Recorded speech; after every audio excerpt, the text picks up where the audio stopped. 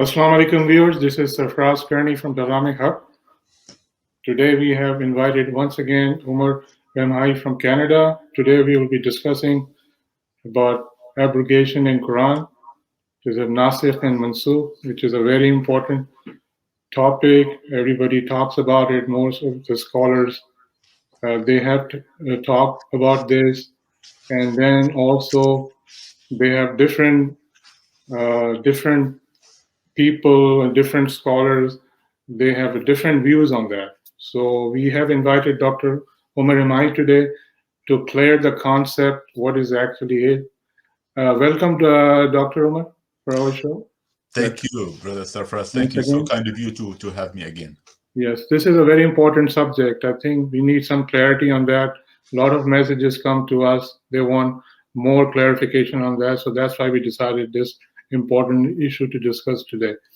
And I'll be also joining with Hina. She's our co-host. She'll be joining also. So let me put her in the. Assalamu alaikum. So, brother, let's discuss this very important topic. Can you please elaborate on that? What is the concept of this? Why there's so much confusion about this Nasikh and Mansukh and abrogation of Quran? Go ahead, please. Sure. Bismillah ar-Rahman ar-Rahim. Again, I really appreciate this opportunity to invite me to talk about this very, very important subject for reasons that I hope I will make clear. See, the Nasikh, the so-called concept of Nasikh al-Mansukh is a concept that is completely alien to the divine revelation. It's alien to the Quran, alien to the book, alien to the Mus'haf. And now, how one can discuss how it evolved. How did it come about? Okay, that is a topic, an interesting topic by itself. We may theorize how it came about. So again, that's one topic which is not of a scientific flavor, but guesswork based on the facts that have reached us. But we can talk about facts. If the time allows, we can talk about some theories of how it came about, but let's start with facts. Sure. Facts are easy to deal with. The concept of Nasikh wal Mansukh, in simple terms, in simple words, implies that there are verses in the Mus'haf that have been nullified. Okay, nullified. Now, the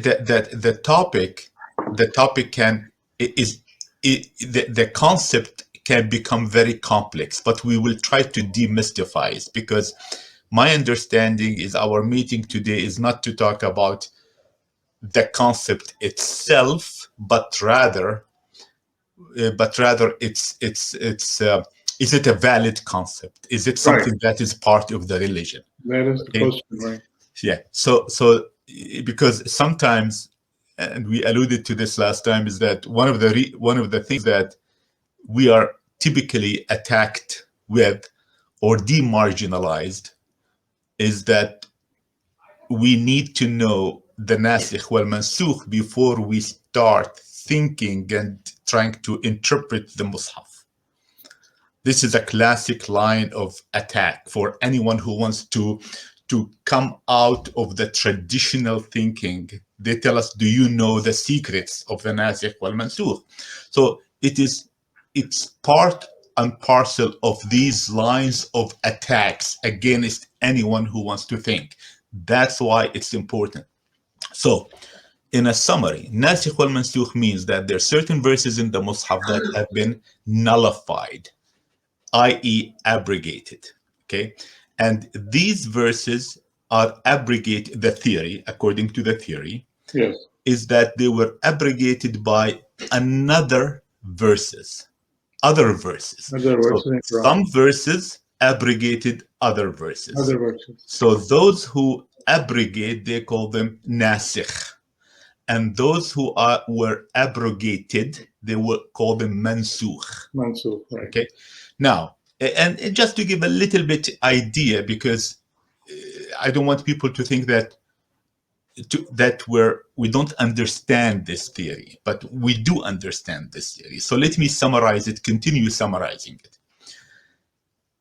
And now, most believe that some verses were nullified, i.e. abrogated, but they stayed in the Mus'haf. In other words, you can read them. They're one of the 6,000 plus verses that we have in the Mus'haf. Right. Okay. Others, and again, most clergy believe that there is another type of abrogation where the verses, boom, disappeared. Let me ask you before you go on. I know the boom. Let me ask you: is there a difference between abrogation and contradiction? No. Sorry. Of course. We'll come to that. Please remind me to come to that. That's important. It's important, right? But you see, so some verses they believe, according to the prominent theory, the general theory, which by the way is shared by Shias and Sunnis alike. Okay, this is not an exclusive to Sunnis or to Shias. It's shared by both. Some verses stay where they are in the Mus'haf. You can read them in the Mus'haf that we have today. Right. But they're no longer valid. They are not applicable. Imagine. And other verses, and there are Quranic verses, divine revelations that have been nullified by wiping them out of the Mus'haf. Right. And look at the mystery. These that were taken out of the Mus'haf, some of them, they are still applicable while they are not in the Mus'haf. Isn't that something? That's interesting, yeah. Yes. And I am not telling you a fringe idea or a fringe theory of Nasikh and Mansukh. I'm telling you the dominant theory. I'm describing the dominant Nasikh wal Mansukh theory. Let me ask you one thing before. You said they're taken out, right? Right. So you think they're injecting their own concept in it? You know what? I mean, there's so many questions that can come up, but let me, if I may, Sure, go ahead. you know, to show you this theory, at least for the viewers, the audience of your program, at least they will see the theory the way it is, and then we can delve into questions related to it. But if I describe the theory, it sounds incredulous. It sounds something that is so bizarre. Okay. I can give you examples, by the way. I can give you examples of any of these categories of this theory. Now, some believe that the Sunnah, certain ahadith, nullified part of the Quran. Right. That was okay. Now, not all believe in this, but good number of Muslims believe in that, like Muslim clergy. Okay? Right. And the fourth is that some people believe that the Quran nullified or abrogated part of the Sunnah. So the subject can be intricate, complex, but definitely bizarre, very bizarre.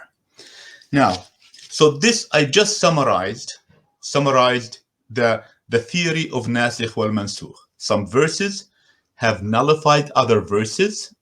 Some verses were nullified or abrogated by plucking them out of the Mus'haf, yet they are still applicable. For instance, an example before we forget is that the adulterer and the adulteress to be killed by stoning.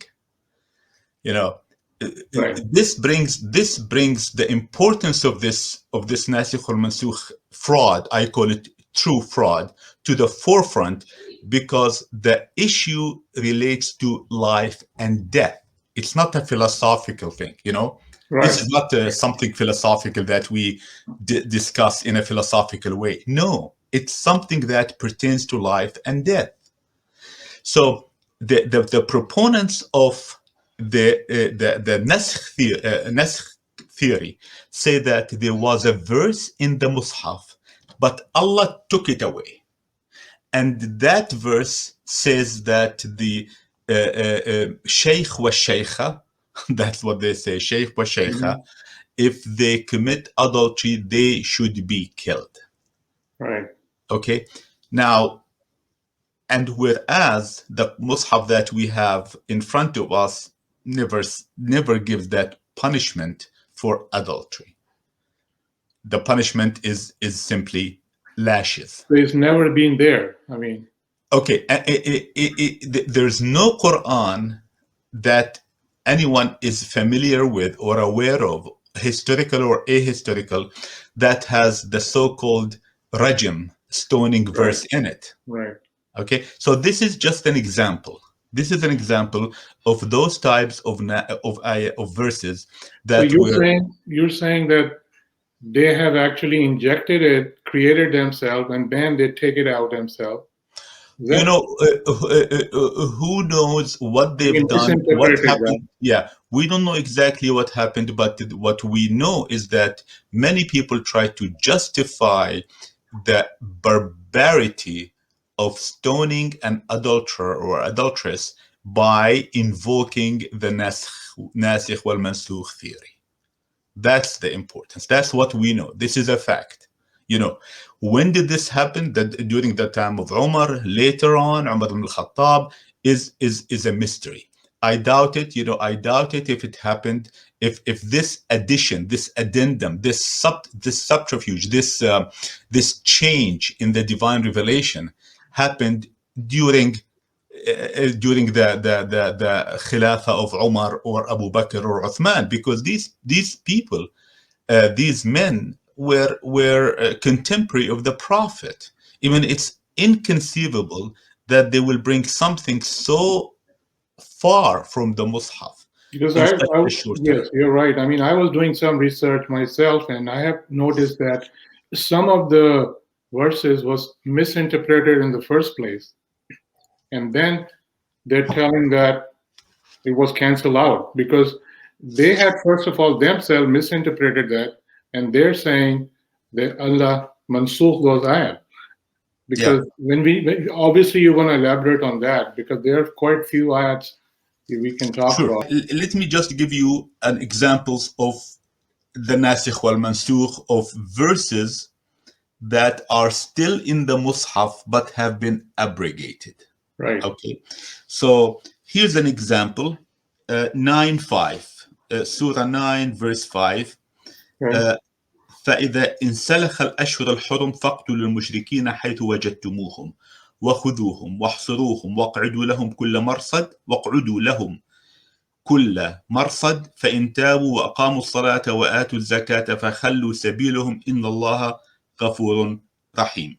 Okay, now do you want me to give a quick translation of this? Go ahead. Go ahead. Yeah. And when the prohibiting months, al-ashhur al-hurum, are drawn away, then aqtulu the mushrikeen. Whether aqtulu means kill or fight, but that's a different story.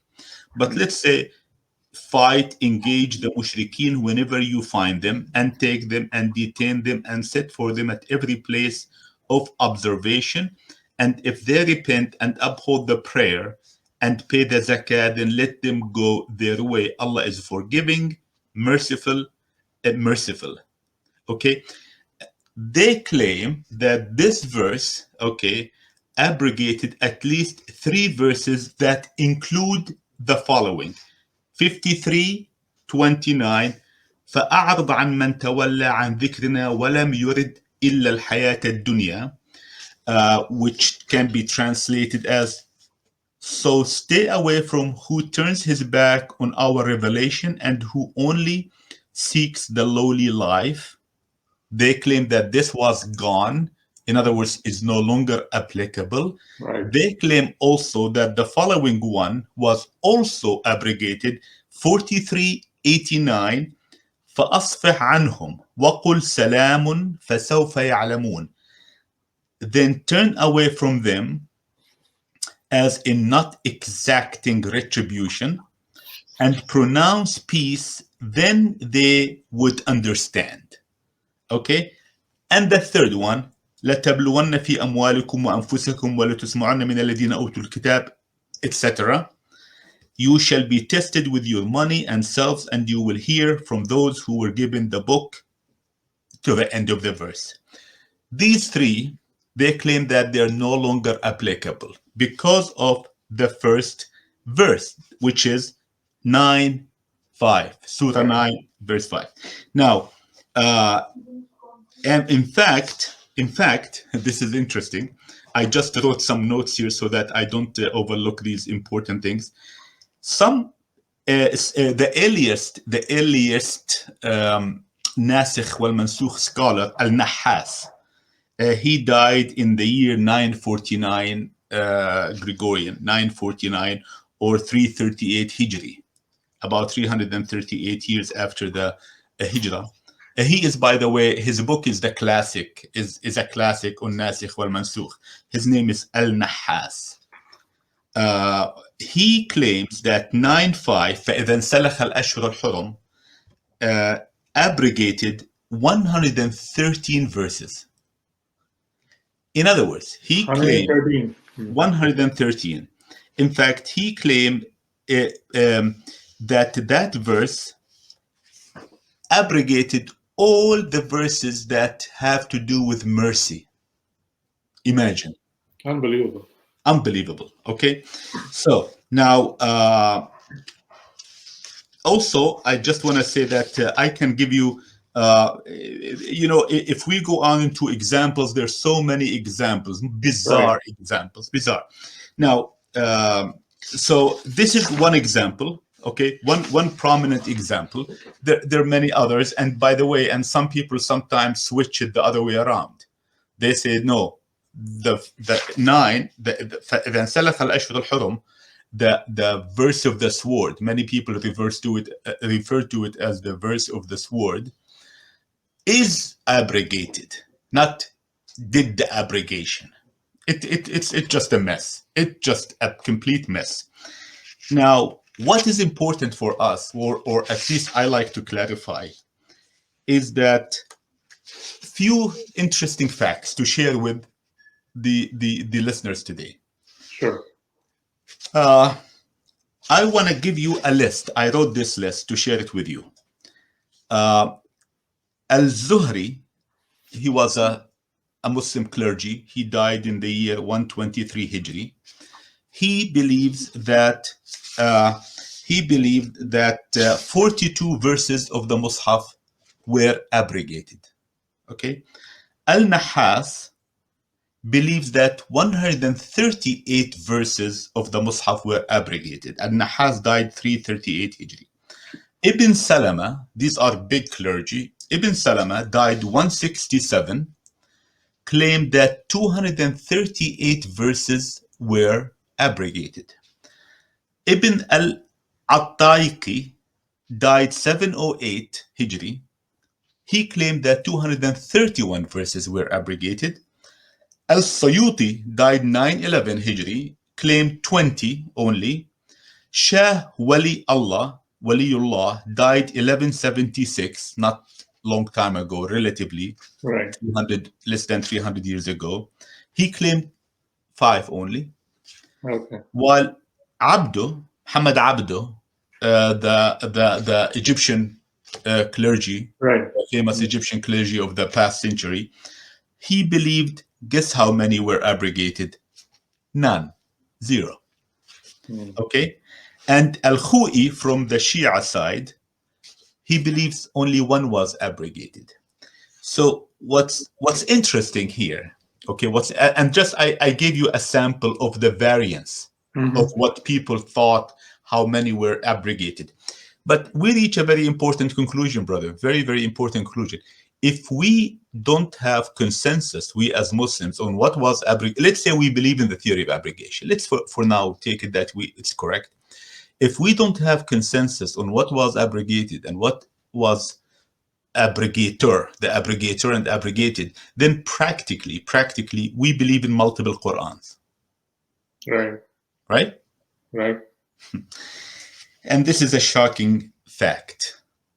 This is a shocking fact. I just gave you a conservative summary. Some believe 500 verses were abrogated. Right. I was going to ask you this. So you think that one of the living scholars, they're saying 500 was abrogated?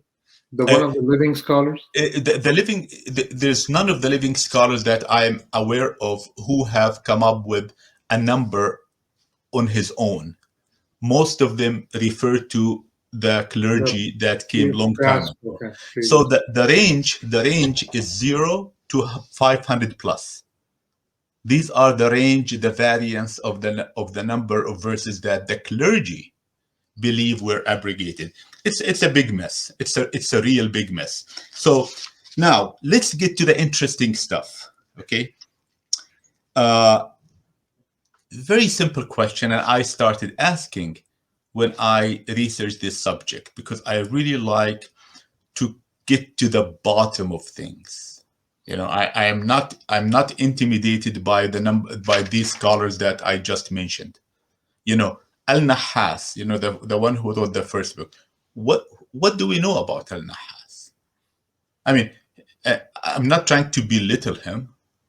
You know, he could be the first people to enter paradise, but that's not the subject here, right? Right. We don't know much about Al-Nahas. We don't know anything about his scholarship. His scholarship there's no scholarship to his work. There's no scholarship. So I started asking these questions. You know, I said, what does nasikh mean? Nasikh mean? You see, this is important. Many people got trapped by this. Many people didn't ask that question. What does nasikh? And don't think that only non-Arabs did not ask that question. Many Arabs, if most, did not ask that question. What does nasikh mean? Now, nasikh literally, if you go to the origin of the word nasakha, it means to transcribe, to write down, to document. Okay? Right. If you go to Lisan al-Arab is one of the let me see, I have the reference here. If you go to Lisan al-Arab, one of the earliest Arab dictionaries, not early, right. actually it was written about 600 years ago, not very old. I wish I kept the date handy in front of me, but I'll come across I think it. it's important for our viewers, this reference of the dictionary. Yes, Lisan al-Arab, I will come to it, I'll find it. Lisan al-Arab is a famous Arab dictionary. It tells you the meaning of words. Right. Now, Lisan al-Arab starts describing the meaning of, or giving a definition for the word nasakha. So he starts typically with the origin of the word. Nasakha means to transcribe, to write, to document. Okay, to also, it means to copy. You know, you copy from one thing to the other. You know, if I tell you here's a document, please insakhuha in Arabic. It means take a pen and reproduce it. Okay, so that is so you see how these meanings are very close to each other. Write, document, transcribe, copy, right? Right. So how, where in the world did come the meaning, the meaning to nullify come from? Interesting, isn't it? I mean, very interesting. Yes. Yeah, there's no similarity. There's nothing close to it. Right. So if we look at Lisan al-Arab, this dictionary, then he says, then in Lisan al-Arab, then he goes on to say that one of the meanings of nasakha is to nullify. And what is his the validation he gives? Guess what? The preconceived, the classic traditional interpretation of that the clergy used. Very interesting. Yeah. Look, I mean, it's Oh, circular. You see? yes. Uh-huh. It's very circular. So he says, oh, but also it can mean to nullify, abrogate, because then he refers to the verse 2106, Surah Al-Baqarah. Yeah, I was going to ask you. 106. Yeah. So he is using something that had been interpreted in a certain way that violates, and I'm going to come to it, that violates the concept of language. You know Right. what I mean by that? When I say that violates the concept of language, what do I mean by that? I mean by that is that words have meaning. You know, I cannot come to you.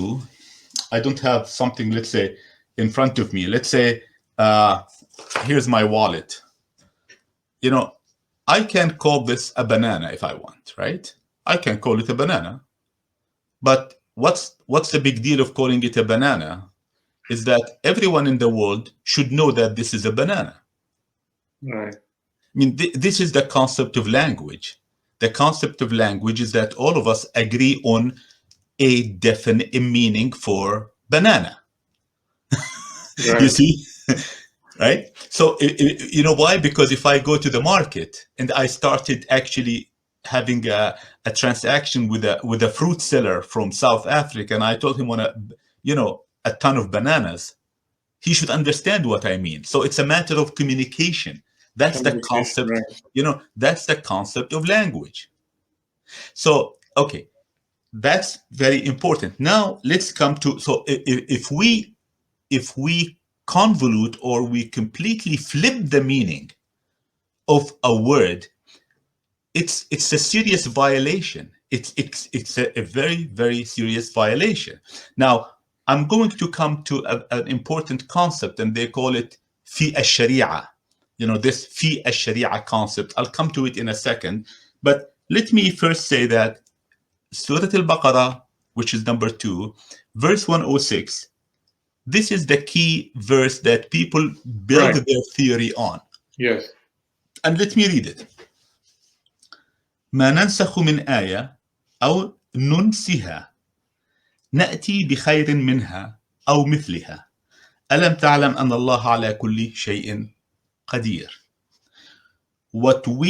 Let's leave the word nansakh without translation. Right. That's my style, is to understand the structure. What we nansakh of an ayah or make it forgotten, we bring one better than it or similar. Do not you know that Allah is capable of everything? I'm translating it to the best of my ability without changing the grammar even. Right. Okay, because some people say, why did you say do not you know? I am exactly translating what the structure of the verses. Do not you know that Allah is capable of everything or has hegemony over all things?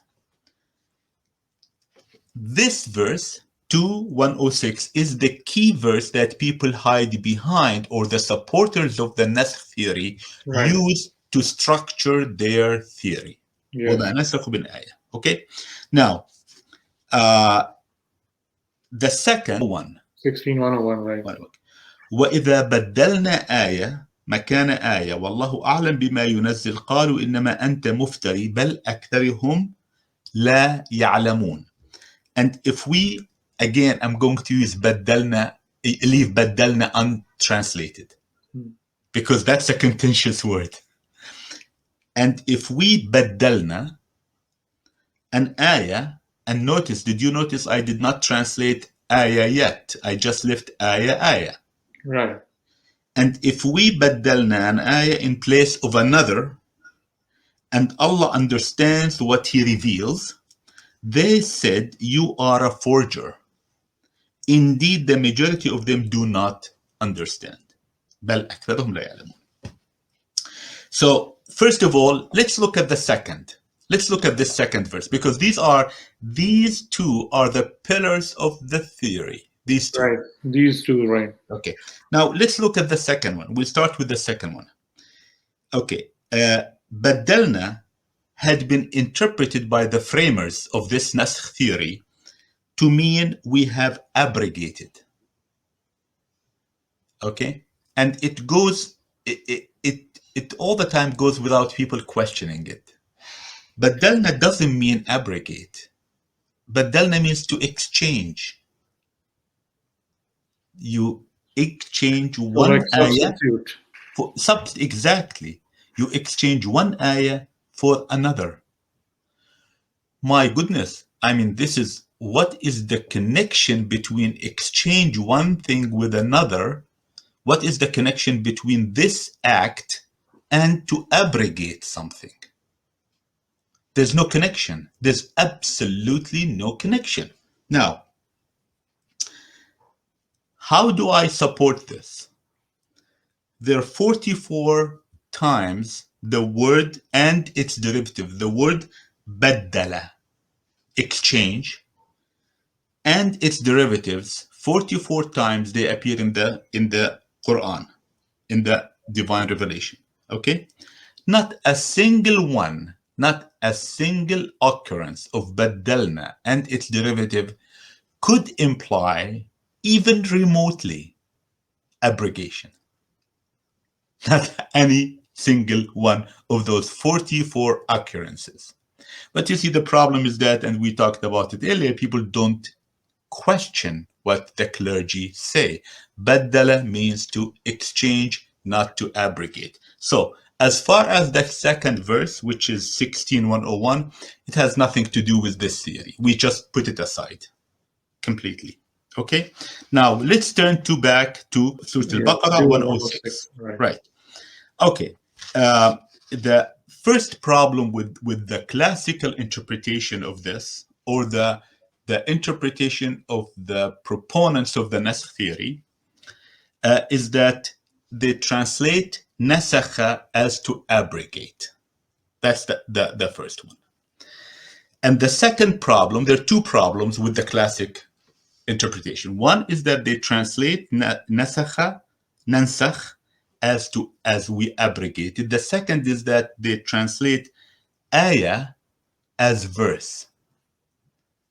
These are the two problems, the two fundamental problems with their theory, is that they translate Nasakha as abrogate, they translate ayah as verse. So I'm going to focus on this. Okay, I'm going to focus on this right now. That's very important, I think. Okay, yeah. So if one reads the literature, they say that abrogate, and they do it, sorry to say this, but very, very brazenly, in a very brazen way. They say, yes, abrogate means, this is, I want the audience, the listeners to really concentrate on this very important point. They say that, yes, you're right, abrogate, Nasakha does not mean abrogate, but in Sharia, they call it fil mustalah, in quote unquote terminology, Nasikh means abrogate. Now, I don't know if your brain can comprehend this. Mine cannot. Cannot. You see?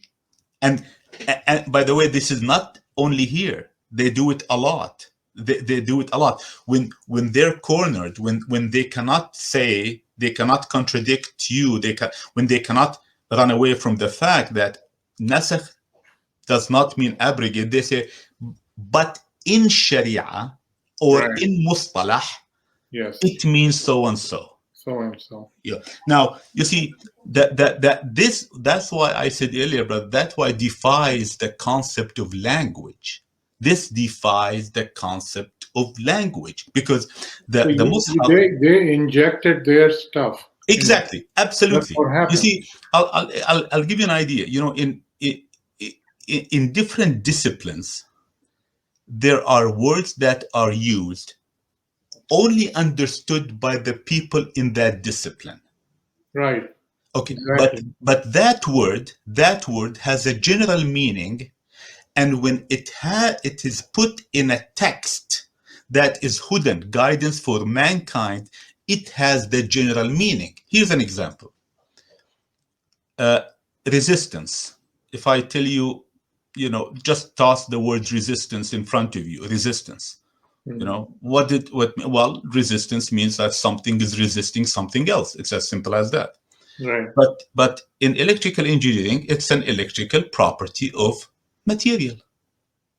How many people know that? In other words, if I'm talking with electrical engineers and we're looking at a circuit diagram, and I say, what's the value of the resistance of this component? They understand that this is an electrical property. Right. Okay. In electromagnetics, in fluid dynamics, interface. What does interface mean? It's, the boundary between two different media. In tailoring, they use that word interface, but they mean something completely different, So here, to create terminology that is imposed upon the Quran and that is completely in violation of the original meaning of the word, that is fraud. I really think that is fraud. But I have yet to continue my theory. There's some political and social ramifications to this theory. You see? Yes. Because there's a benefit to be gotten. It's not just a philosophical musings. That is true. There's a benefit to be gotten. And we'll come to that. So the thing that so this fi al-sharia, they call it fi al-sharia, in a sharia definition is a complete fraud. Is complete fraud. People have to realize that, because the word, I cannot come to the Quran and say that Allah says وَإِذَا بَدَّلْنَا آيَةً. بدلنا in language it means to exchange, but في sharia it means to wipe out. I have no right. I need to give justification for this so-called al-sharia definition, and people have gotten away with it for a long time. Now, let's get to the more interesting things as we go delve further into this subject. So I put in the Mus'haf the 4 verses that mentioned Nasikh or its derivatives. There's only 4. Okay? These 4 are, I think I mentioned them, if I did not, 2106. Yes, 2106 and 7154. right. 2252 and 4529. Only 4. Okay? Only 4. Look at the Mus'haf from end to end. There's only 4 verses that have the word Nasikh and its derivatives. So the approach that I am advocating is that let's see what these verses say. Sure. Very simple. Okay. So the first one, we talked about it, and we'll come back to it also at the end, 2106. Let's look at 4529. And let's see if there's any slight connection between Nasikh and abrogation. Fair? So Allah says, هذا كتابنا ينطق 45:29. هذا كتابنا ينطق عليكم بالحق إنا كنا نستنسخ ما كنتم تعملون. This is our book, speaks unto you in truth. We used to, I'm going to leave it untranslated. We used to نستنسخ what you have done. Okay? Now, nastansikh is a present form of nasakha. Nastansikh, doing it right now. So it had been translated as abrogate. If we translate it, let's say, as abrogate, okay? Let's say we translate the word as abrogate, then it would be meaningless for the Muslim. Muslim. Exactly, you said it. Because it would mean Allah saying, we used to nullify or abrogate what you used to do. Doesn't make sense. It doesn't make any sense. Basically, it means it's transcribed. Absolutely. Allah says it doesn't make any sense if you were to translate it. But if you were to say you were documenting, right, then it makes a lot of sense. Because, brother, what you and I are doing, we've done it. I mean, I moved my hand like this. How are you going to nullify that? It's just meaningless. Okay. Now, so we've covered that. Now the third verse. I'm going to show you how simple it is, really. But people are really, many of us are really afraid to delve into it, because you know why? Because of this body of knowledge that have been woven around something which is, guess what? Which is, they never question that. yeah, They just go on with the flow. it has woven around something which is flawed, completely flawed. Look, third verse, verse number 3, 7:154, Surah 7:154. ولما سكت عن موسى الغضب أخذ الألواح وفي نسختها هدى ورحمة للذين هم لربهم يرهبون. And when the anger subsided in Musa or from Musa, either way, he took the tablets, and in there, again, I'm going to leave it untranslated, نسختها. And in there, نسختها, the tablets, that is, was guidance and mercy for those who are fearful of their Lord. So again, abrogation cannot have any relevance to the meaning of the structure of the verse. If we were to say, and when the anger subsided from Musa, or in Musa, he took the tablets, and in their abrogation was guidance. No makes any sense at all. All right. So now the last one, number 4, 22:52.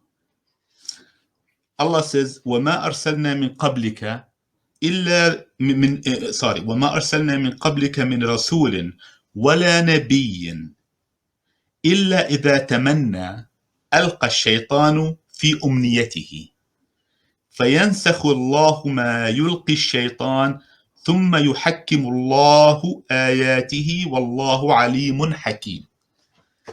And I'll translate minimalistically. Never did we send a messenger or a prophet, okay, before you, but when he framed a desire, Satan threw a thought into his desire, then Allah yansakhu. So I'm going to leave it again. Allah yansakhu what Satan throws in, and Allah will then affirm his ayat. Now, most mufassirin, if not all, translated yansakhu to abrogate here. Now, most likely guided by, of course, the preconceived notion. Now, let's look at the verse next to it immediately. First of all, I can analyze what I just read to you, and I'm convinced there's no connection to abrogation, but let's go to the verse next to it to make things crystal clear. In 22:53, Allah says, لِيَجْعَلْ مَا يُلْقِي الشَّيْطَانُ فِتْنَةً لِلَّذِينَ فِي قُلُوبِهِمْ مَرَضٌ وَالْقَاسِيَةَ قُلُوبُهُمْ وَإِنَّ الظَّالِمِينَ لَفِي شِقَاقٍ بَعِيدٍ. So that he makes what Satan throws in trial for those who have disease in their minds and for those who have hardened minds. And the oppressors will face a distant schism. Now, the unsuitability of translating yastansikhu in 22:52, the earlier one, وَمَا أَرْسَلْنَا مِنْ قَبْلِكَ, to abrogate is evident immediately when you see the following one, okay? Because what Allah says, I transformed what Satan threw in trial. I transformed what Satan threw. How could he transform something that was nullified? Do you see? It's important to concentrate on this. Allah says earlier, وَمَا أَرْسَلْنَا مِنْ قَبْلِكَ مِنْ رَسُولٍ وَنَبِيٍّ إِلَّا مَنْ أَلْقَى الشَّيْطَانُ فِي أُمْنِيَّتِهِ فَيَنْسَخُ اللَّهُ مَا يُلْقِي الشَّيْطَانُ. Allah يَنْسَخُ مَا يُلْقِي الشَّيْطَانُ. So if Allah is abrogated what the shaitan has thrown in, okay, then what is the meaning of the next verse when Allah says, so that he transform what shaitan has thrown in? Yes. You see? So here I make my point. Four verses with no connection to abrogation. Now, let's go to the first one. Because we have to close the loop. Sure. When I said ما ننسخ, when Allah says in 2106 وما ننسخ من آية أو ننسيها نأتي بخير منها. Remember, I said there's two words that we need to understand. We cannot move forward without understanding them. The first was in Nasikh. Right now, we have seen in the occurrences of the four verses that had the word Nasakha and its derivative, the abrogation meaning, the meaning that it means abrogation, or the theory that Nasakha means abrogation does not carry any weight, does not hold any grounds. Now, what does ayah mean? This is very important, okay? And I hope that the listeners be patient with me, because this is something not conventional. I mean, the first part of my my discussion here today was not conventional, but this one is a little bit more, okay?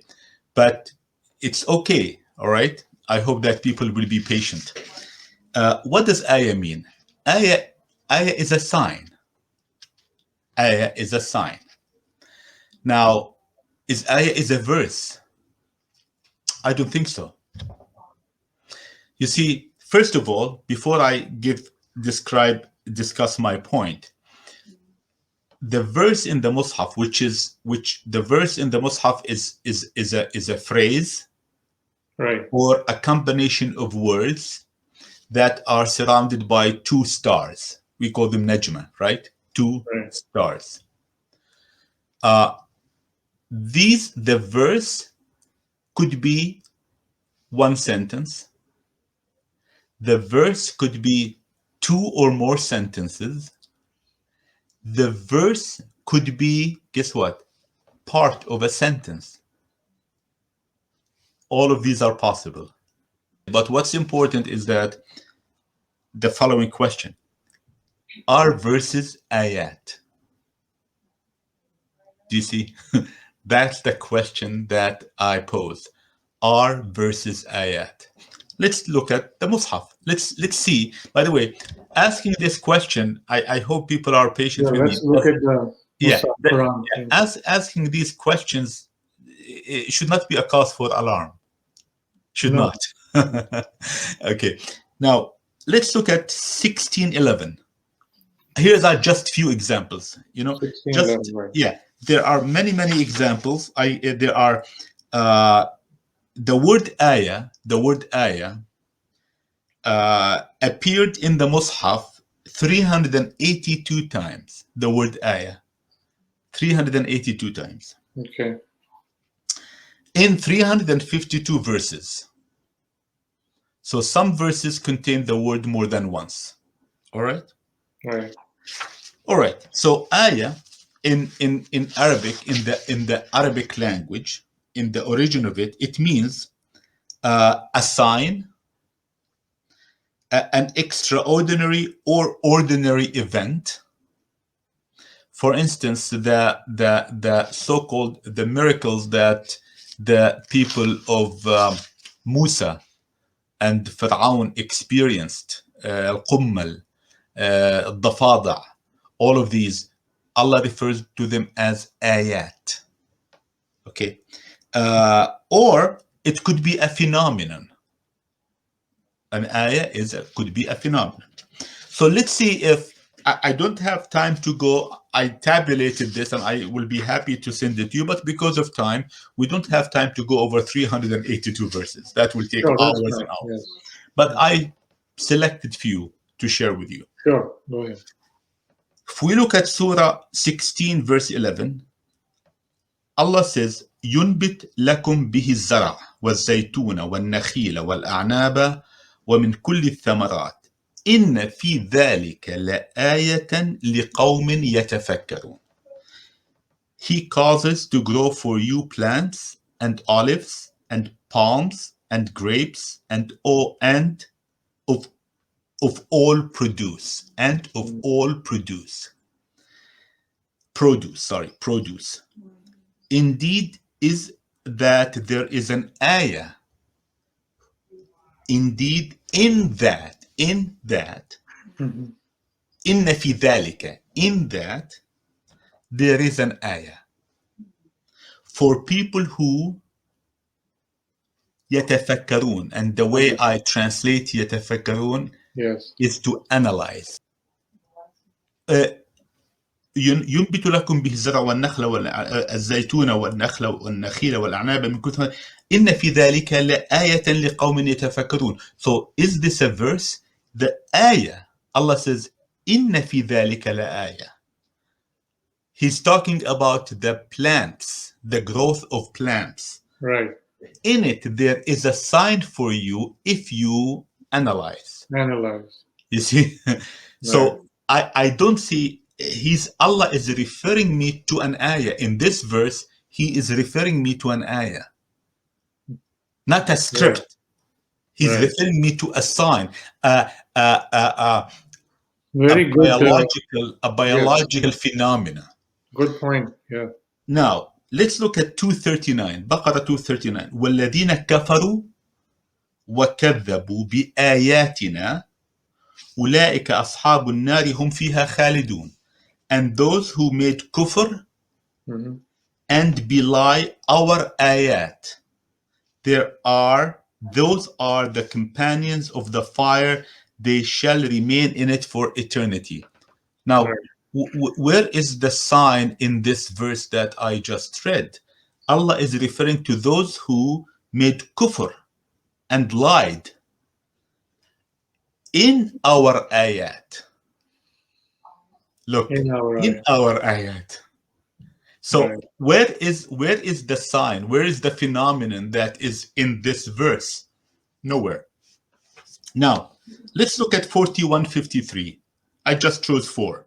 Okay, 4 or 5, that's it. But I think they're important. 4153. سنريهم آياتنا في الآفاق وفي أنفسهم حتى يتبين لهم أنه الحق. أولم يكفي بربك إنه على كل شيء شهيد. We will show them our ayat in the horizons.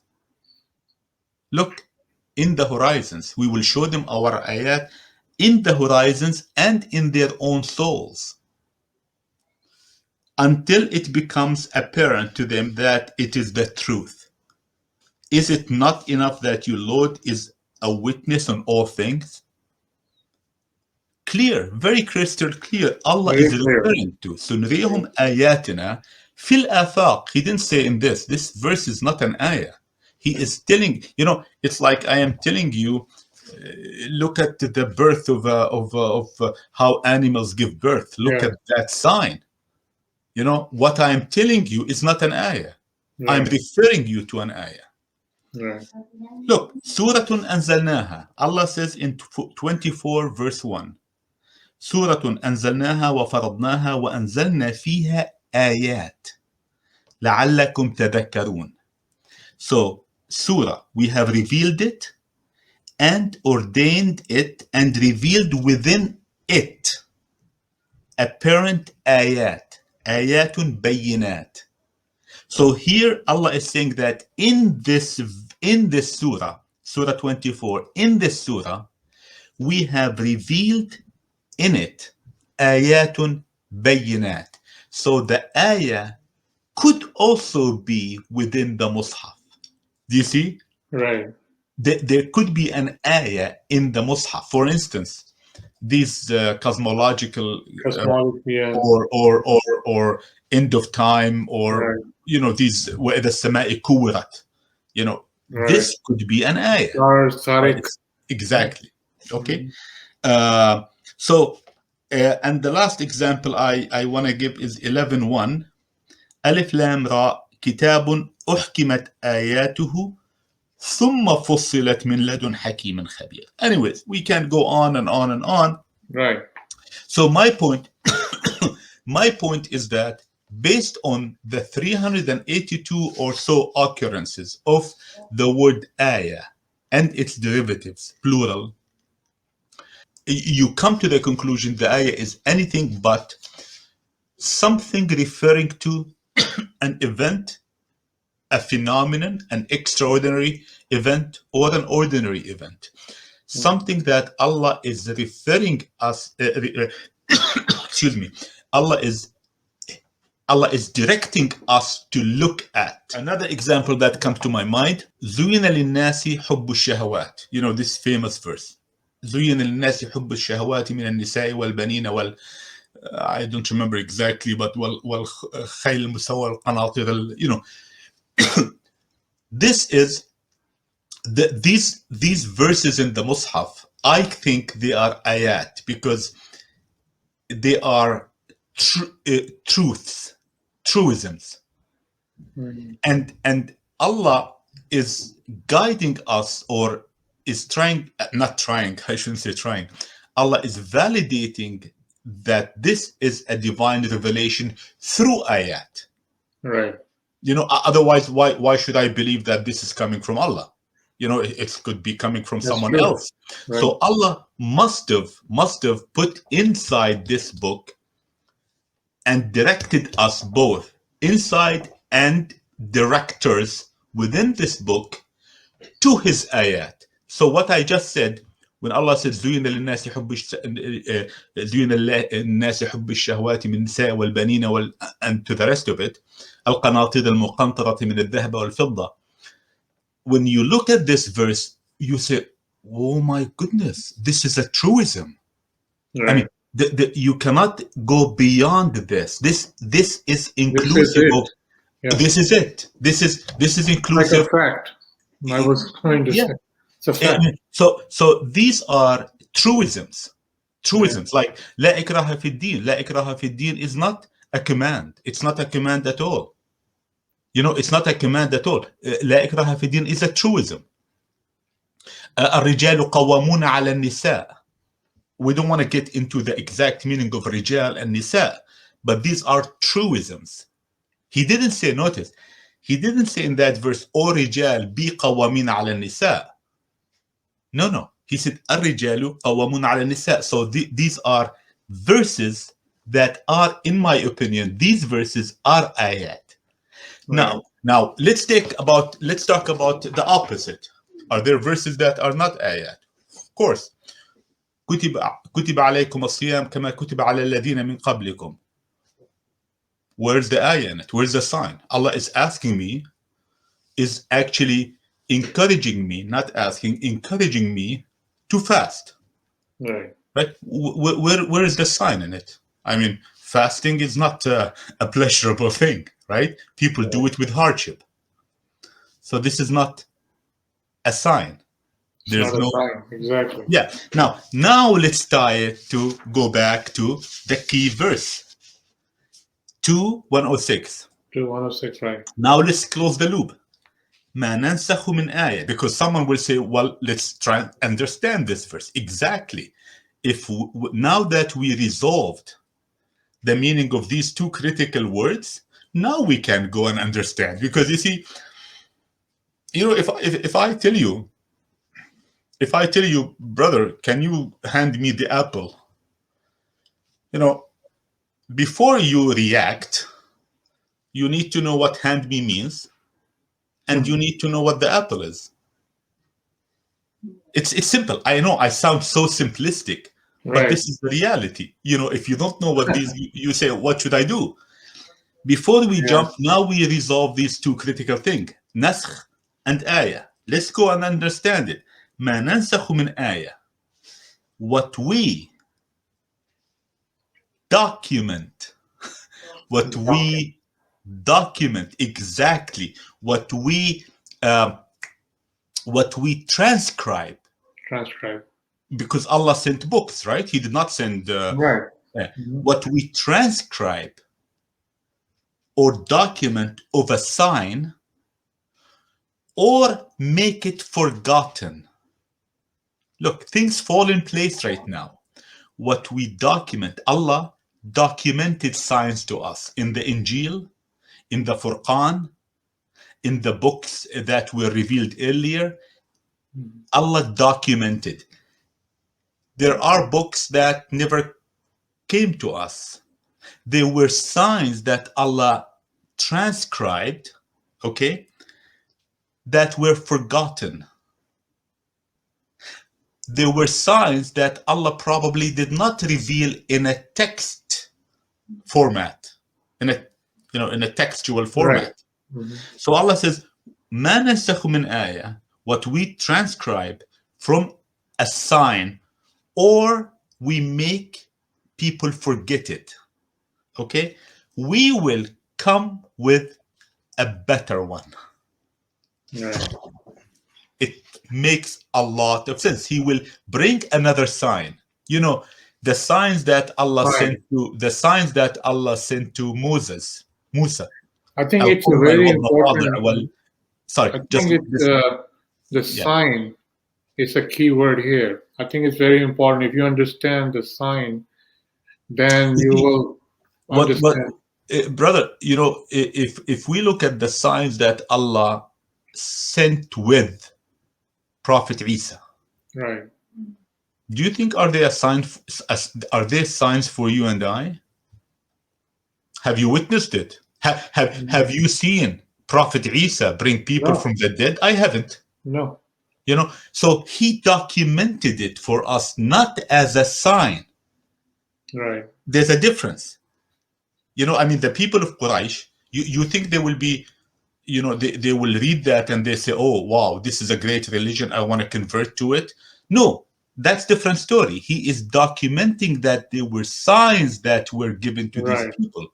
But you know what? For me, I was told that Isa had those signs. Right. But the sign is not for me. That's true. So Allah is saying this makes a lot of sense. What we transcribe or what we made people forget, then we will bring a better than it. Right. So this explains my understanding. It's a complete, if we stick to the meaning of the words, I think we can really have a proper understanding of the book that was meant to be a guidance for us, that was sent in a language that is natural. Allah says, "Lisanun Arabi." It's not the language. It's not the language of the Arabs. The Arabs spoke this language, and others had words from this language, al-Lisanul Arabi. Allah communicated us with a language. We cannot defy the concept of language. Allah did not communicate with us in a mysterious way. He communicated us with a language, and we really need to respect this language. We need to understand what these words mean. And then we can really make a conclusion rather than completely push everything aside and say, no. What nasikh means in shara, it means abrogation. I think this is a serious fraud. Yeah, you explained very well, Brother Omar. A lot of people ask me, there's some folks contacted me and they're asking me about, that question they have about wasiyat, like writing a will.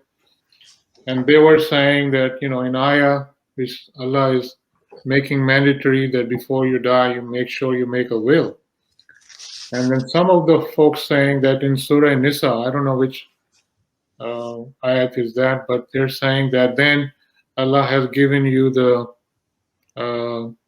rules to follow, how you distribute the wealth, and when you die, to your relatives, your kids, so forth. They're saying their argument was, so you have to look at the new version in Surah Nisa and forget about whether the will has to be like mandatory, that somebody has to write a will. So they're arguing about back and forth about that. What do you say about that? Sure, I'm so happy you brought this point.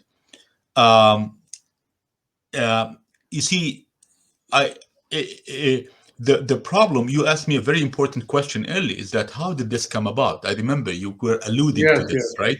And I think right now by asking this question, I'm so happy you did, it starts making us maybe reconstructing some body of knowledge that we may reach the conclusions that we hope that you alluded to, or the questions that you ask, answer to the questions that you asked. Allah says in 180, verse surah 2 verse 180, Right. كتب عليكم إذا حضر أحدكم الموت إن ترك خيرا الوصية للوالدين والأقربين بالمعروف حقا على المتقين. And it was كتب, let me just leave كتب as it is, and it was كتب on you that if death is approaching one of you, it would be good for him or her that he leaves a will for the parents and closest of acquaintances, a rightful duty for those who have piety. So this is the wasiyah. In simple terms, let's translate it simply. It means Allah is saying, this is my understanding, and I can justify it if you wish, if we have the time later on. Allah is saying, you have a choice, not a command, that it is better before you die, whether you are approaching death or before, you write a wasiyah, a will. Okay? Now, للوالدين والأقربين. Look, للوالدين, the parents, whether it's Allah is talking about biological parents or not, most likely he's talking about biological parents. He didn't say للأبوين, للوالدين. Okay?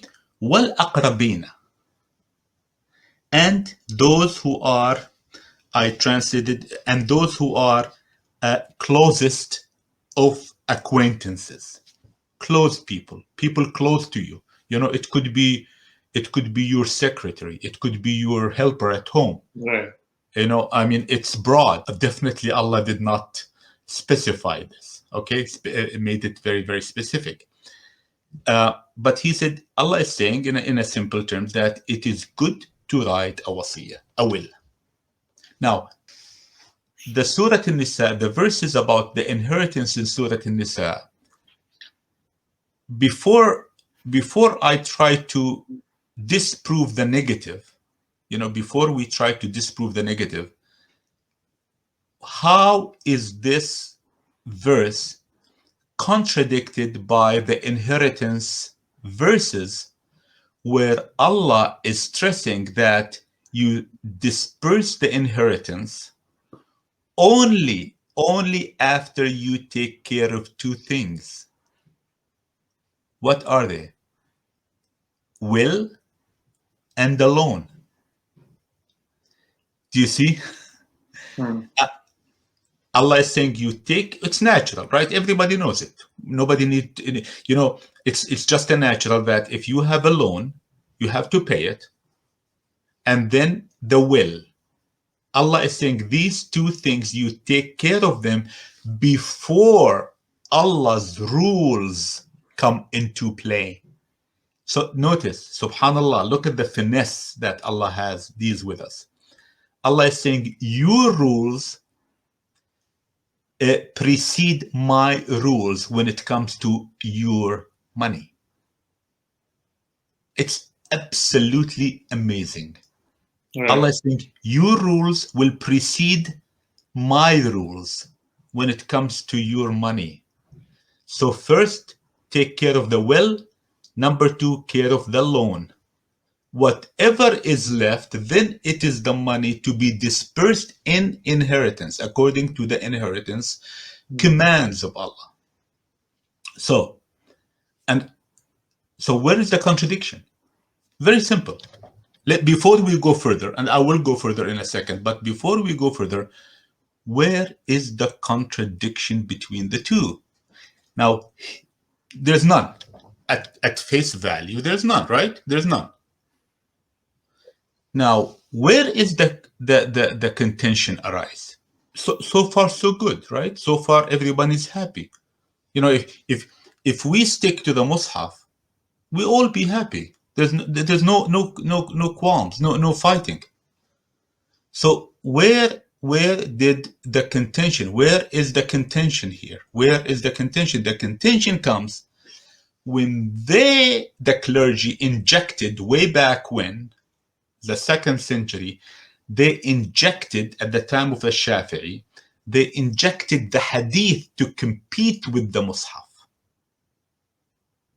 Do you see? Yes. They injected the hadith to compete with the Mus'haf.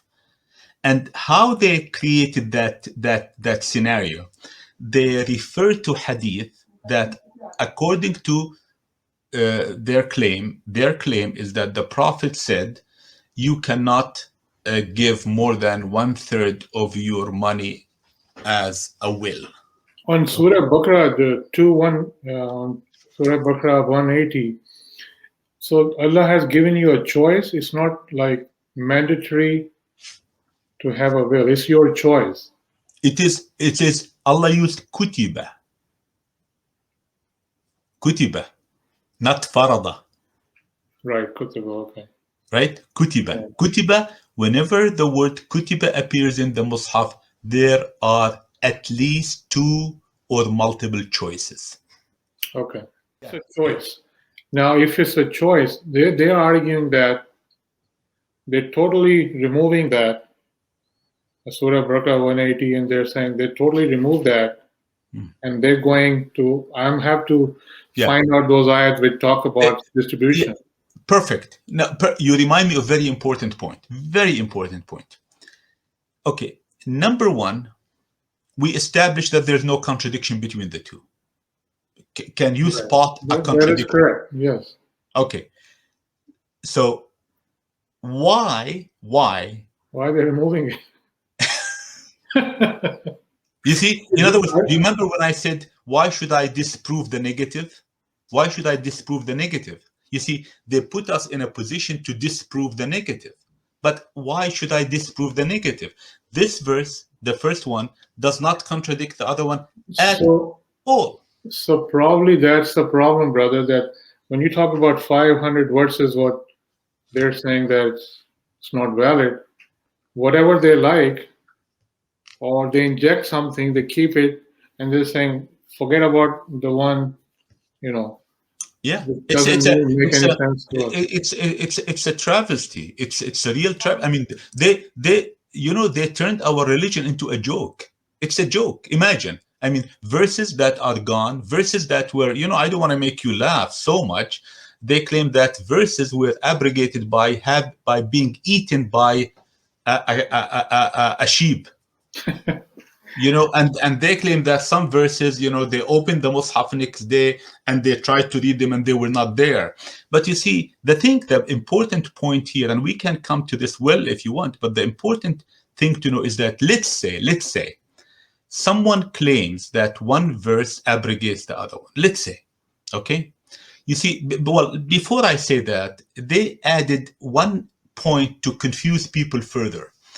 And this is a classic example when Allah says, we found you confused where to pray, so please pray towards the Kaaba.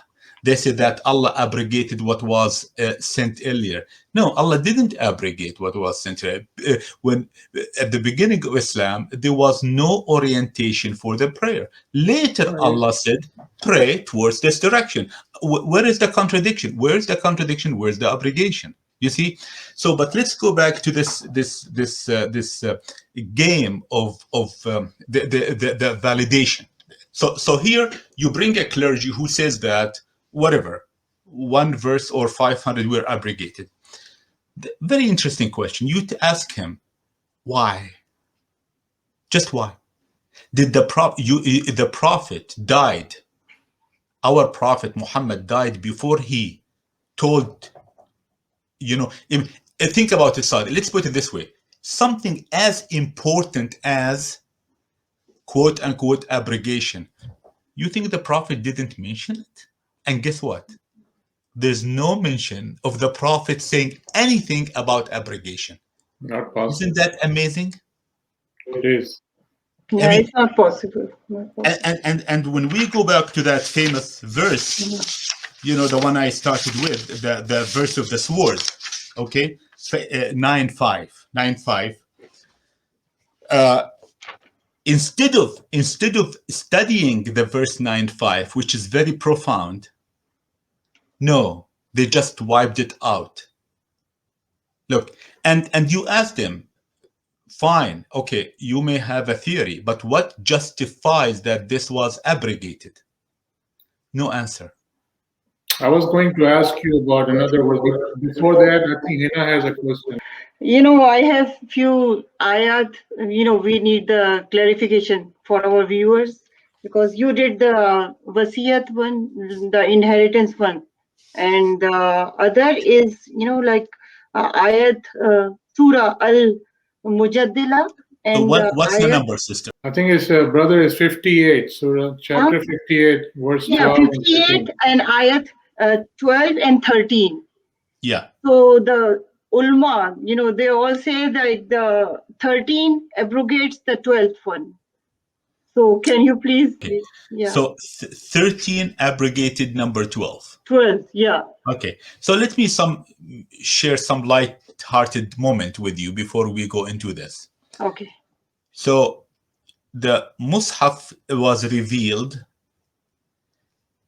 to me to give a meaning to something, right? It had to be meaningful. Like when Allah reveals some verses, He did not drop one here, one there. They were part of a surah. And the surah has a contiguous structure, the surah. Okay? And verses, as we described earlier, and it's very easy to prove that,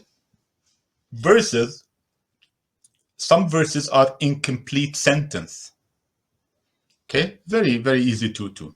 Yeah, So, yeah, I got it. do you get my point? So Yeah, how in the world will Allah send 12 and 13 They're next to each other, yeah. and next to each other, and one is abrogated? Yeah, it's not possible. It's a joke. It's really a Yeah. joke. Now, And another joke is that when they say that, you know, the Siyam, we just concluded the month of Ramadan. This شهر رمضان الذي أنزل فيه القرآن هدى للناس ورحمة فمن شهد منكم الشهر فليصمه. The verse before that, كتب عليكم الصيام كما كتب على الذين من قبلكم, right? Yeah. So to not to admit that fasting is a choice, is not a fard, they said that the 185 abrogated 184. Yeah, the same thing here.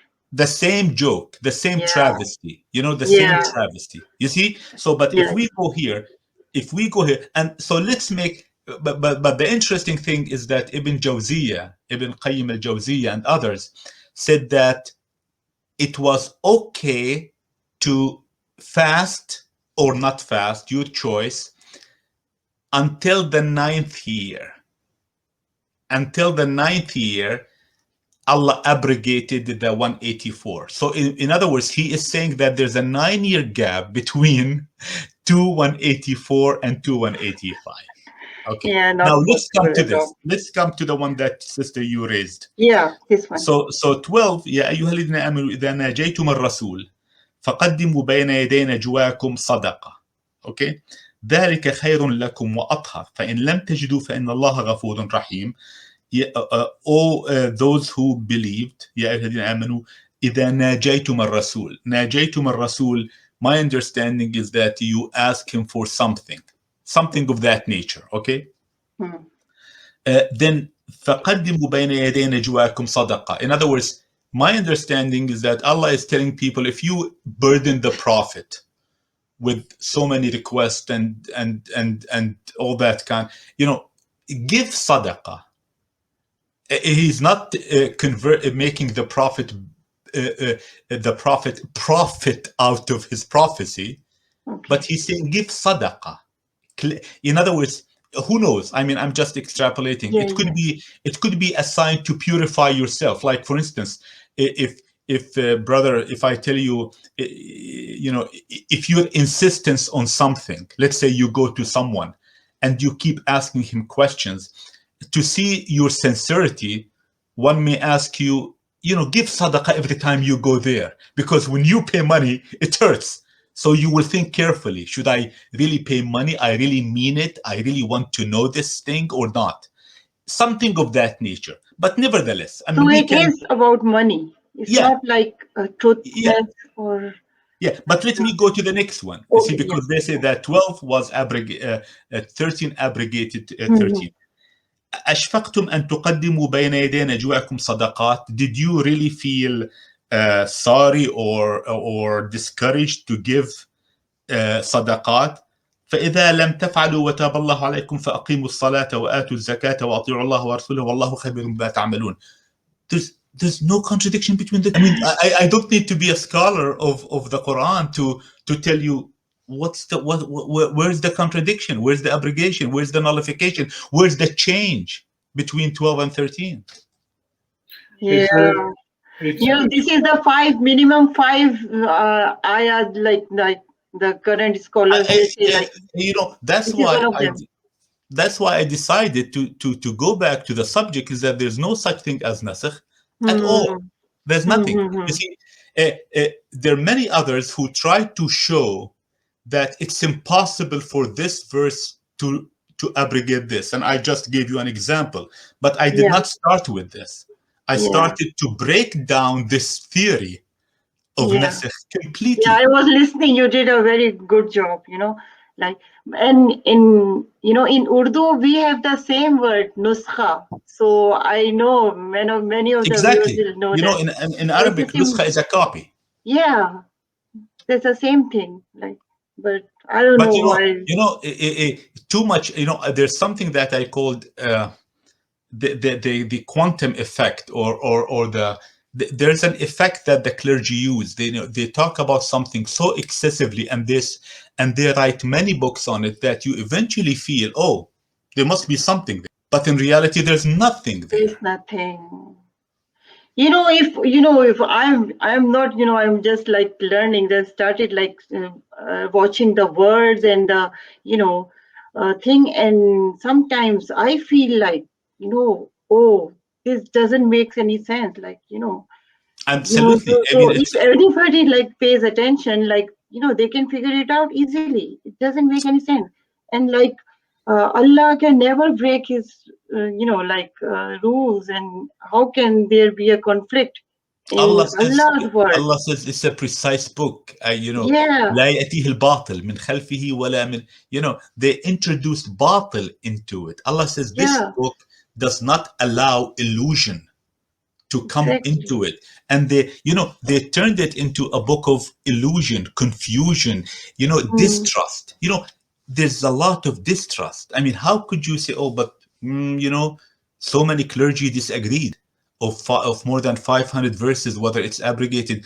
I'm not ashamed, I'm not afraid to say that this is a huge fraud, and at least there are other controversial subjects that I don't agree with. At least you may find fake hadith that supports them.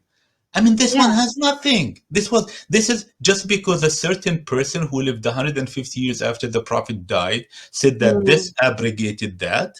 First, they did not pay attention to the meaning of words. Second, they did not want to pay attention to the meaning of words. And third, they manipulated the Mus'haf and the Sunnah to justify political and social gains. When it comes to monetary things, because there's a lot of things to be gained, they manipulated the wasiyah verse. And if someone, brother and sister, if someone has $1 million and that person is about to die, he has the right to write a will for $1 million to go to his progeny. Just let's say he doesn't want, or let's say he doesn't want to give the kids. Let's say the kids are drunkards, drug addicts, and he has a wife. He has the right to write the $1 million entirely to the wife. Do you know what they say? No, it's haram. They say that the maximum you can do is 1/3. Now you tell them, wait, but this, where did this 1/3 come? They bring the hadith. They inject the hadith that says that the Prophet said the maximum you can write a will for is 1/3. So that's what I was going to say. When I was talking to you about this wasiyat, is very important. When Surah Baqarah 180 giving you a choice, like you just give an example. You know, if the person who's dying, he has the choice to give to anybody. But then Absolutely. what happened, they injected that, and they're saying Surah Nisa, and they bring all those rules. And Allah says that's fine. But they're saying this supersedes, and that's why that you see, 180 will be void. brother, the two verses that we mentioned have no contradiction. No one can prove that. But look at this. There's a famous hadith in Abu Dawood collection. Now, Abu Dawood ranks at the bottom of the Sahih.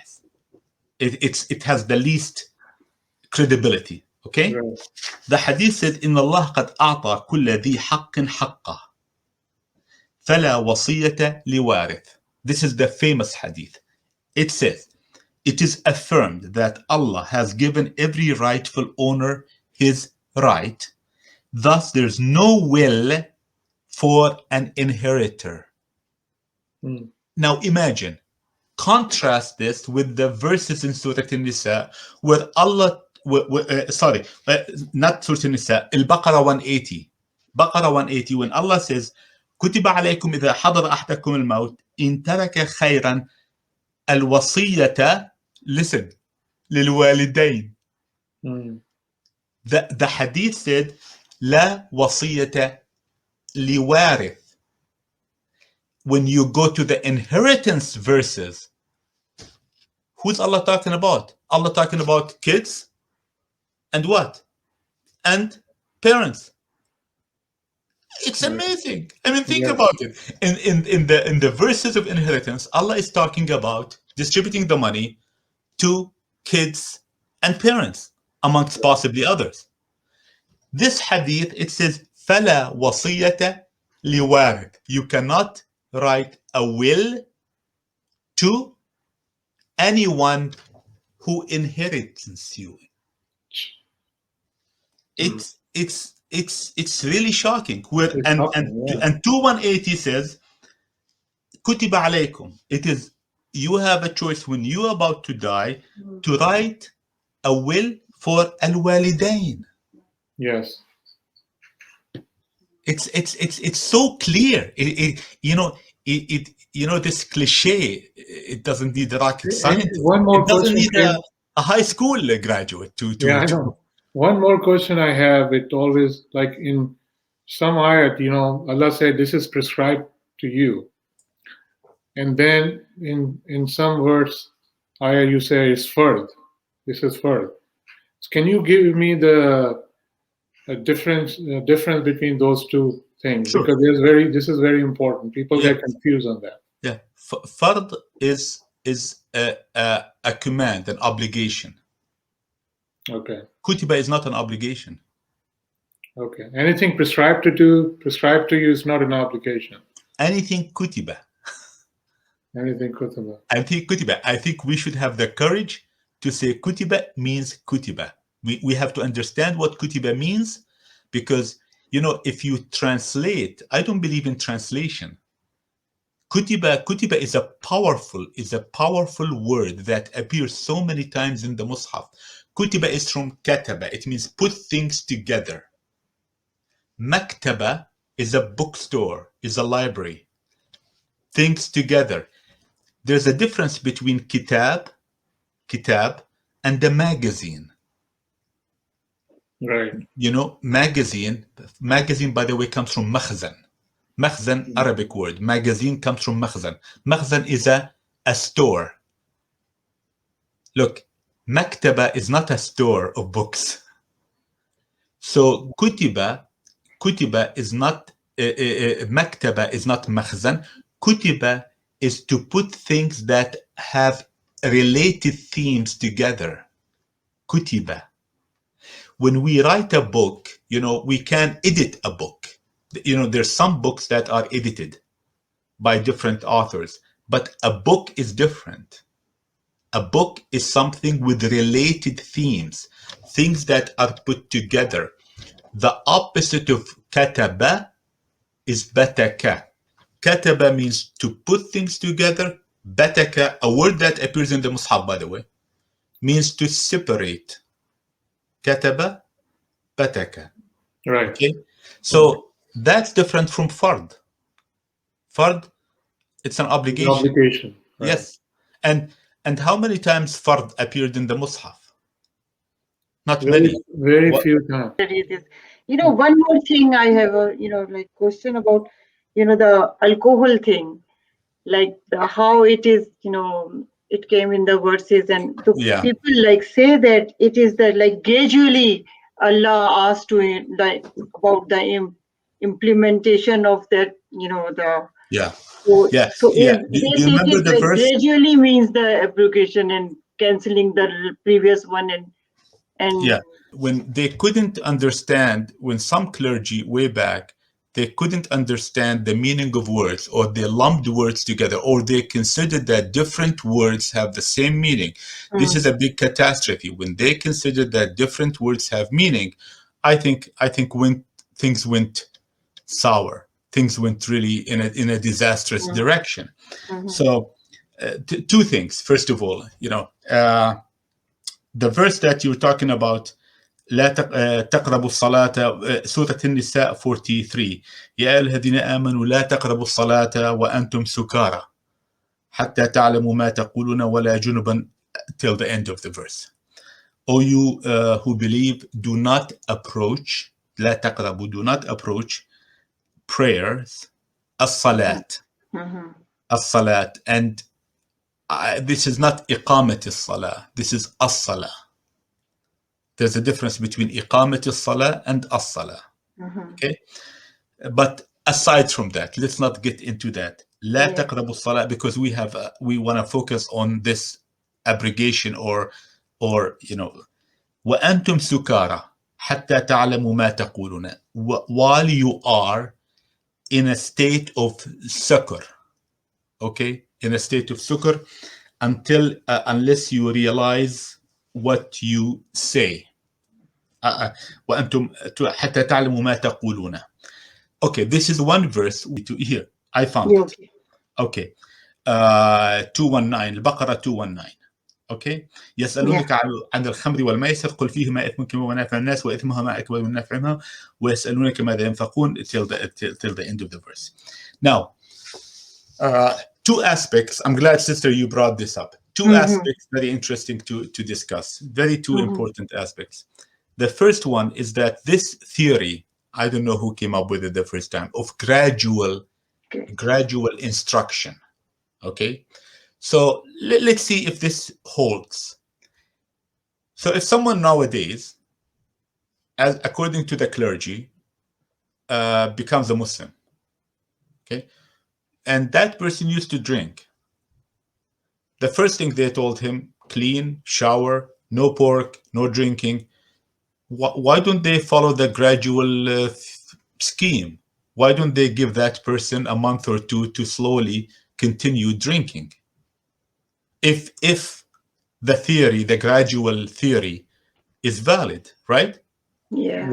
Why the people back then were given that allowance of gradually being tamed, being waned from alcohol, but nowadays we tell them, boom, you're a Muslim, forget it. So that theory doesn't make any sense.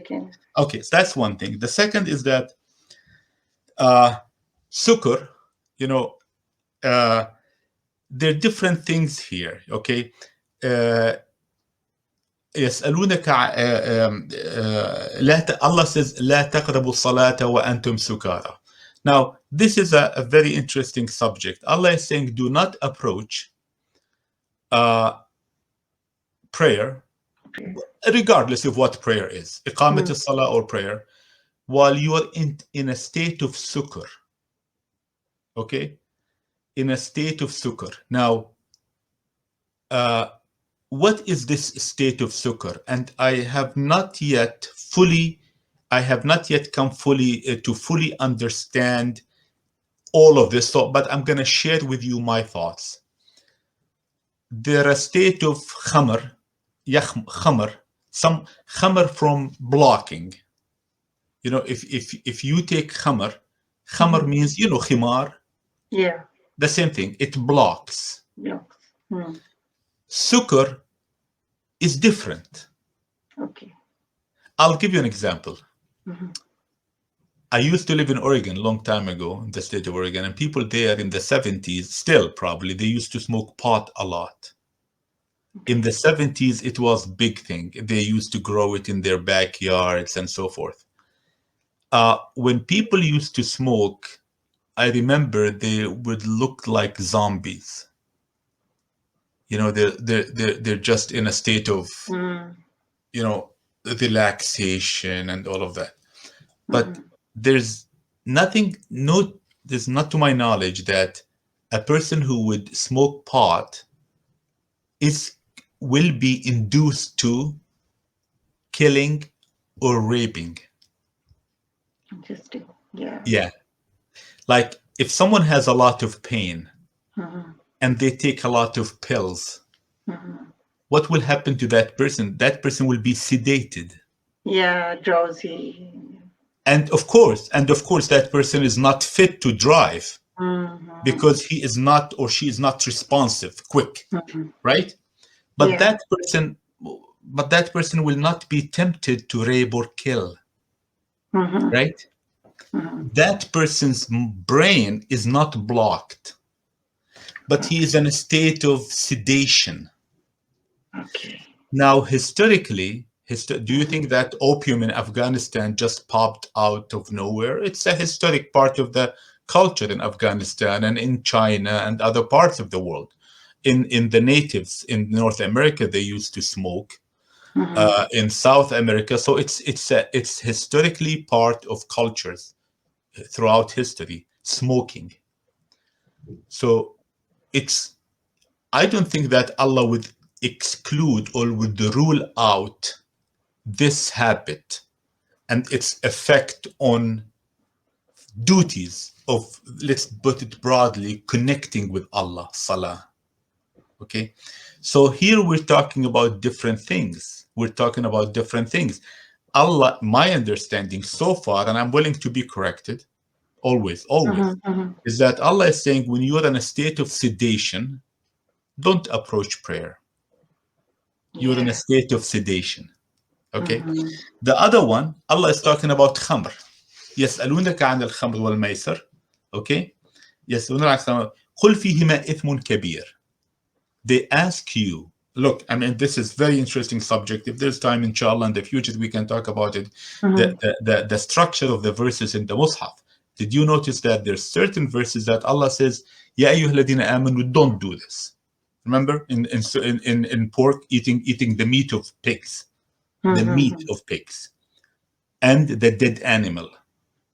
He didn't say in that context, they ask you about the meat of pork, of pigs, say don't eat it. He didn't say that. He said, Ya ayyuhalladhina amanu, boom, that's it. But here, يسألونك عن الخمر والميسر. They ask you, قل فيهما إثم كبير. Say to them, or promulgate to them, declare to them that there is some goodness in them. He starts with I reverse it. There's a lot of harm. إثم كبير. إثم كبير, إثم does not mean harm, by the way. Okay. إثم means, literally means retardation. Yeah, أثم means retarded. Okay, Allah is precise about His words. There's retardation because when you drink or you lose your money, you're left behind. You see? Yes, and there is good, and there is then Allah says, and there is benefit in them for mankind, which is true. Some people, they sell, they serve, they do this, do that, so they benefit. Out of gambling, the state of Ontario here makes a lot of money, so there is benefit. That money that the state of Ontario makes goes to the public for services, for good things. Okay, so but Allah says, of course, وَإِثْمُهُمَا, the ithm is higher than the benefit. So this is as far as this. But Allah says, فِيهُمَا إِثْمٌ كَبِيرٌ. And it's really interesting. Allah left kind of something a bit grayish for us. Because one would say, we want to be frank here. We're not trying to convince anyone here of this or that. We want to be very frank in our discussion. Whatever people want to take, let them take. Mm-hmm. Elsewhere in the Mus'haf, because many people try to understand, is khamr haram? And they look at this verse, and they say, wait a minute, Allah didn't say it's haram. But Allah says there's a lot of ithm in them. Elsewhere in the Mus'haf, what does Allah say? The ithm is haram. Do you see? It's very simple. It's I just proved it in one line. I heard a clergy speaking for about an hour to justify that khamr is haram. It's just one line. Mm-hmm. Allah says the same thing with zina. Why is zina haram? Same thing. Mm-hmm. Zina is what? Is fahisha. The fahisha is haram. Mm-hmm. So zina is part of a category of offenses. They're called fawahish. All the fawahish are haram. That's it. Because Allah says He makes tafsil. He explains things in the Mus'haf. He gives the broad guidelines. Fawahish is haram. Ithm is haram. And then He starts classifying. He says that khamr is ithm. فيهما إثم كبير. Right? Yeah. So, in summary, even sister, even if one were to believe in the succession theory, what does abrogation have to do with this? Yeah, it has nothing to do with abrogation. That's because true. This reminds us when Allah says, I see you going left and right, direct your qibla to Kaaba. Where is the abrogation in this? Thank you, brother, for your time today. And before we go, and I think in the beginning you talk about marginalization. I think this is a very good topic. Inshallah, we will discuss that. This is a huge information containing this, consist of this topic, marginalization. How people marginalize. We're going to talk about this, inshallah, for in our next episode. In the end, again, we're going to ask you to please give your message to our viewers. What do you think? Why is so important to understand Quran and to ponder in each single verse, ayat, and to understand the way it's supposed to be? The way Allah doesn't force us to follow a religion. La ikraha fi din. Allah is the way I look at it, Allah is so gentle with us. Have you noticed that? Very gentle. Man sha'a falyakfur wa man sha'a falyamun. Look, where else can you find this gentleness? He created us. He knows our weakness. He knows everything about us. He understands. Sorry, I take that back. He understands everything about us. He wants to guide us. He wants to guide us. But you see, the concept of the entire world, the entire universe, the creation, had been misconstrued by the parallel religion. Allah says, لا تغيير لكلماته. لا تغيير لكلماته. Don't know, His kalimat will never change. Even Allah will not change his kalimatihi. You know, you want to go from here to London in 2 minutes. You can't, sorry. You have to take the plane.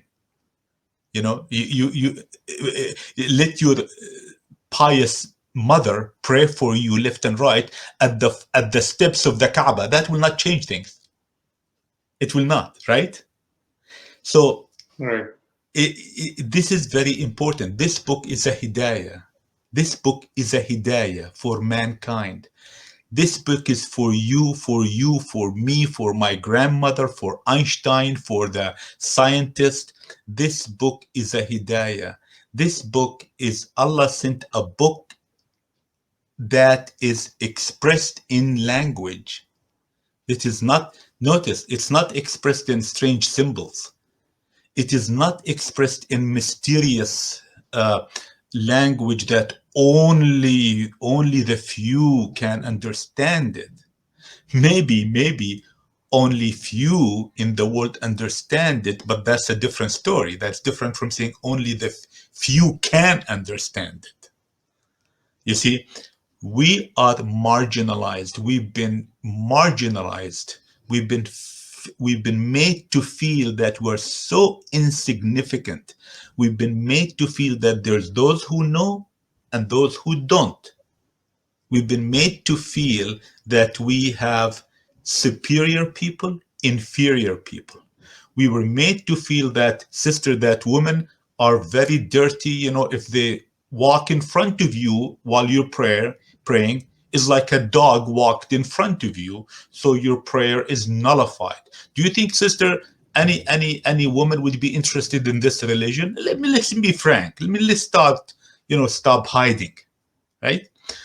This religion was turned into a mysterious. You go and you do all vice, and then if you're lucky that on the 27th of Ramadan you hit the spot of Laylatul Qadr, all your sins are forgiven. What kind of religion is this? This is the parallel religion that has retarded our people. That has not just retarded the Muslims in Pakistan, in Saudi Arabia, in Palestine, but has retarded the growth of humanity, because humanity needs guidance. It's not that humanity needs Muslims. Humanity needs guidance, because the principles of the modern nation state is greed, and more greed. We need the guidance, the principles of the Mus'haf to help humanity. It's not just, we cannot say just to help Muslims.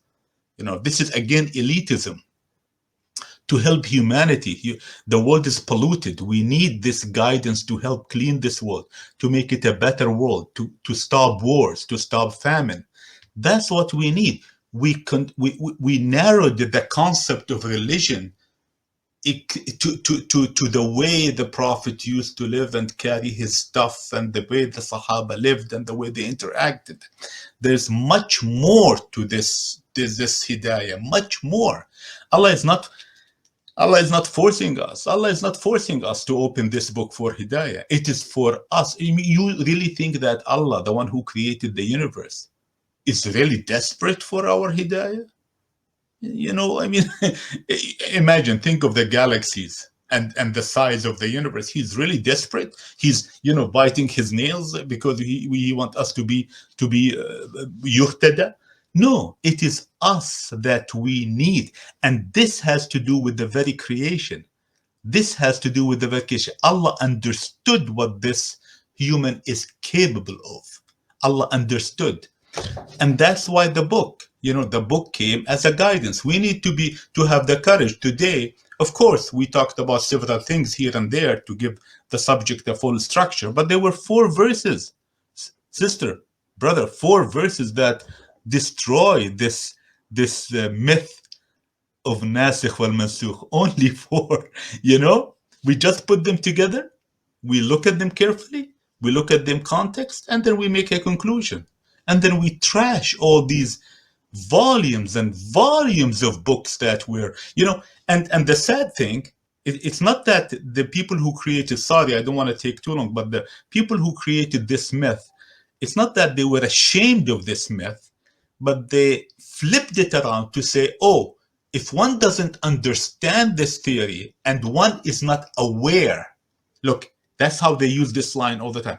If one is not aware with those verses that abrogated the others, one has no right to comment on the Mus'haf. Truly a fraud of great magnitude.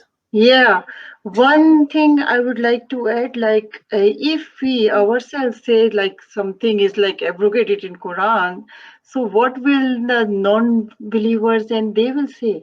Why you keep it in Quran if it's abrogated? Like it's very sad thing, and it's all man-made. So nothing can come too close to Allah's word. The interesting thing is that this is a rotten joke, this Nasikh and Mansukh. In other words, they don't want to say it publicly, but they believe in it. Deep inside they believe in it, but they don't want to utter it too much. They don't want to speak about it too much because it's really embarrassing. I said it at the very beginning. If there's this much variance between the important clergy about the Nasikh or Mansukh, it means that we don't believe in the same Quran. Yeah. It's and sorry, but I just want to go to the same verse that I started with today, the sword, the so-called sword verse. This word is very powerful. This verse, because if we look deep into it, if we thrash this theory of Nasikh or Mansukh and try to understand what Allah is telling us, this so-called sword verse, I don't like the name, but they've given it that name, sword verse. It most likely, we don't have time to elaborate on this, but I'll just ask the audience to reflect deeply on this verse. It's most likely talking about mutinous Muslims. Mutinous Muslims. Because it says, engage them in fighting. This is verse 9, Surah 9, verse 5. Engage them in fighting until they do two things. إقامة الصلاة وإيتاء الزكاة. Who does that? The Muslims. So they don't want to analyze that. It's most likely mutinous Muslims who revolted against the Prophet and took arms. And this is not surprising. This is not surprising because all prophets that are mentioned in the Mus'haf, all prophets, guess what? Who did they struggle with? Their followers. Yeah. Right? Noah, Musa, Isa. Right? So why should Muhammad be an exception? He wasn't an exception. He struggled with his followers. Thank you, brother, for your time today. Sorry, brother, I took too much. No, you have explained very well. I would say the same thing what you have said, that humanity needs guidance, and the guidance is in Quran, in Mus'haf, like you said. So that's the most important thing. Everybody needs guidance.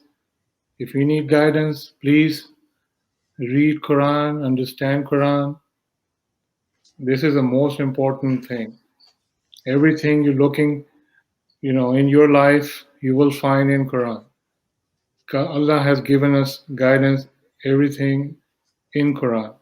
So in the end, I would again thank you, Dr. Omar, for joining us today. My pleasure. Inshallah, we will be inviting you another time for different topic. So for me and from Hina, Assalamu alaikum. Thank you, Dr. Nice for you joining us today. Thank you. Thank you, sister. Thank you, brother. Assalamu alaikum.